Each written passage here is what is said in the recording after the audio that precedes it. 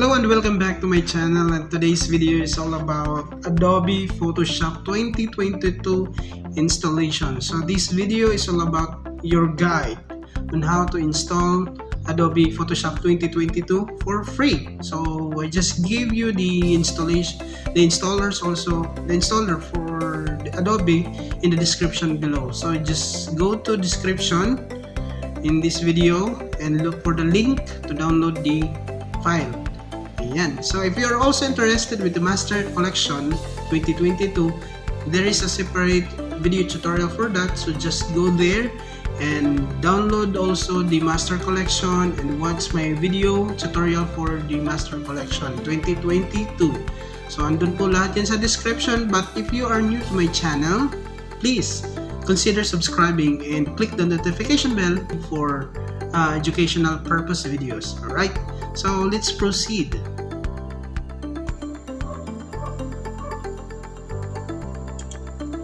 So what we're going to do now is yung gagawin po natin, pupunta tayo sa downloads. Once you were able to download this Adobe Photoshop 2022 from the link that I gave in the description, all you have to do is to go here first.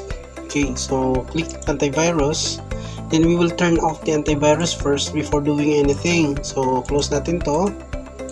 Okay, this is to allow us to install the software properly. So don't mind lang nito kasi it's just normal na pinatay natin yung virus and threat protection natin. Okay, so we're going to extract this file.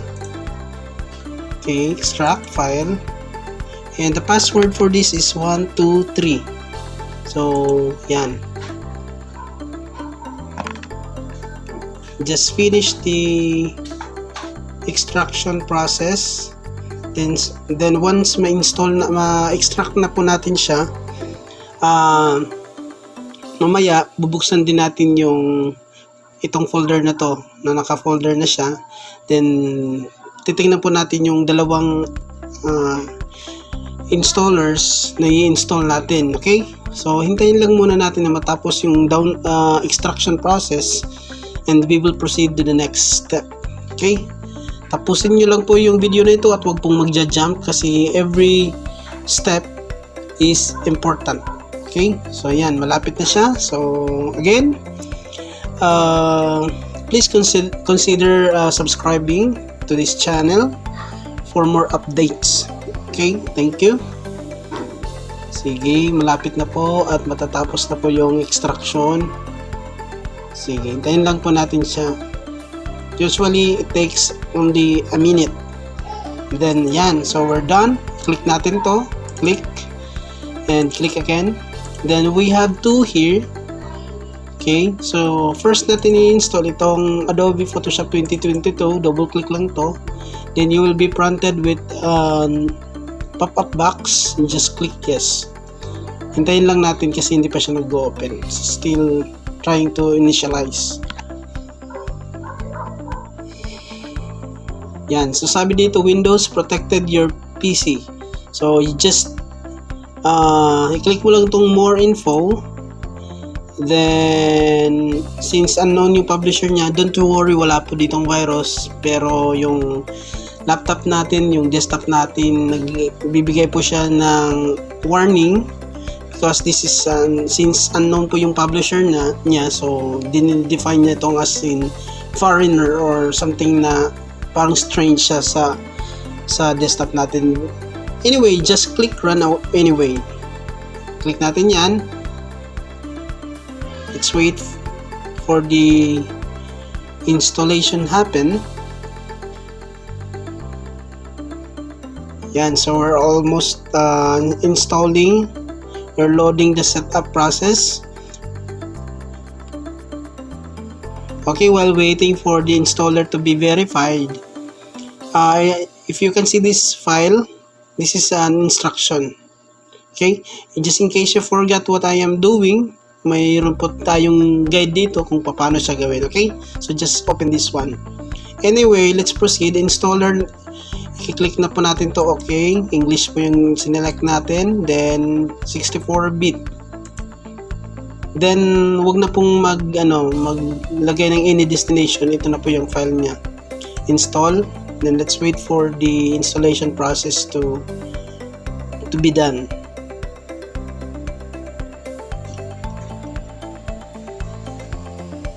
Yan, so we're almost there. So nandito po tayo sa last part ng pag-download ng software natin. Okay, hintayin natin na lumabas yung continue na button. Okay, so ito na siya. So we're going to choose North America, then default yung location, then continue. Click continue. Then we'll wait until the installation end. Okay? So 18%.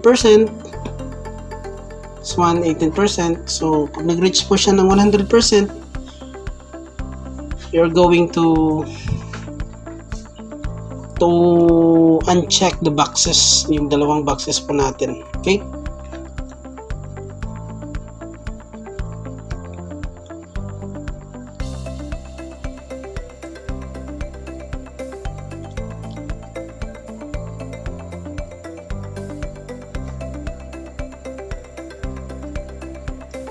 So, ayan. So, we're almost there. 75%.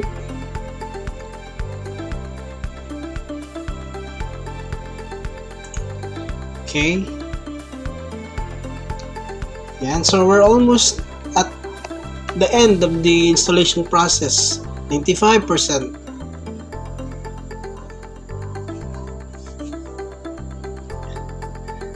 Again, please consider subscribing to this channel, and it's a big help for me.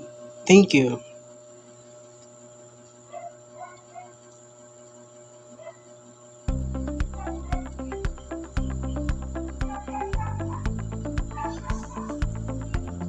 So installation complete. So you just click close. Okay. And then there is something, mayroong check dito. So you have to uncheck this box. Okay, then click finish. Yan. So after natin yan, next thing na gagawin po natin is we're going to install the neural filters. So maganda to kasi meron siyang additional element, which is the neural filters. Ito po ay makakatulong para sa pagdi-design natin. So you're going to download it also. Right click and run as administrator. Then let's wait for a while na ma-download, mag-prompt yung desktop natin na i-download natin siya. Hintayin lang po natin siya.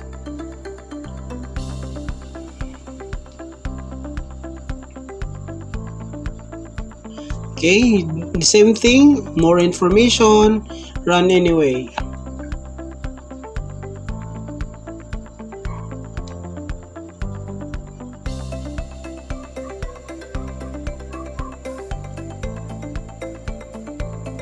By the way, hindi po lahat ng desktop merong ganong kailangan mo muna i-click yung run anyway. Yung iba naman, kung ang laptop mo ay directly pumupunta dito sa ganitong pop-up box na to, you just click yes na lang. Okay, so yan, then the installation will begin.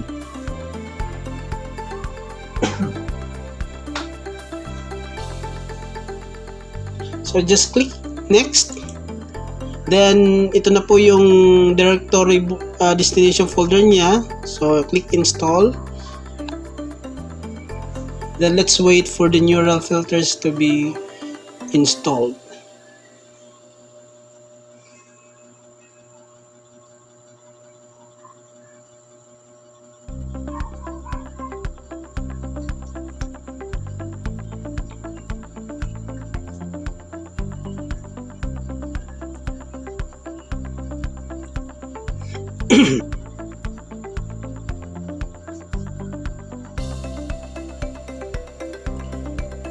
Alright, so we're done.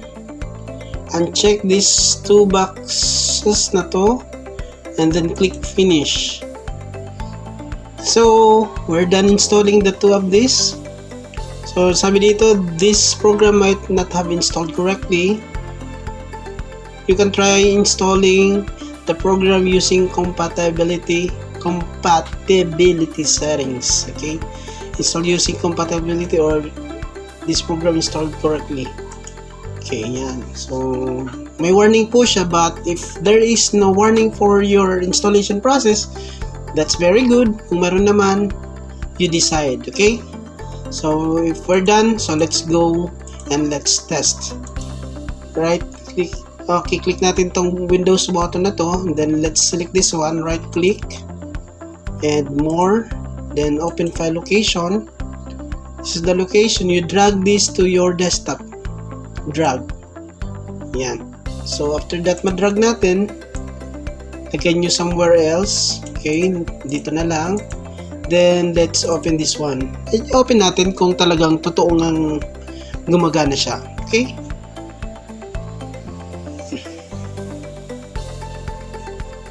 So here we go.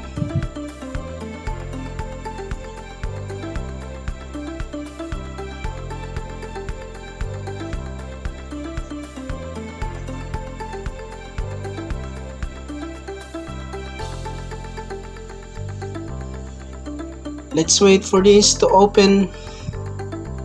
Alright, so here we go. Nandito na po tayo sa Adobe Photoshop 2022. Welcome. Okay, so click po natin yung new file, then ito lang muna gamitin natin, then create muna tayo, then let's try to figure out if everything is working well and working fine. Okay, so I think we're going to select auto select show to select. Okay, let's have shape. Okay, it's working. Let's delete that one. Let's have this one. It really works. Okay. Then drag something here and type "Thank you for watching. Please subscribe."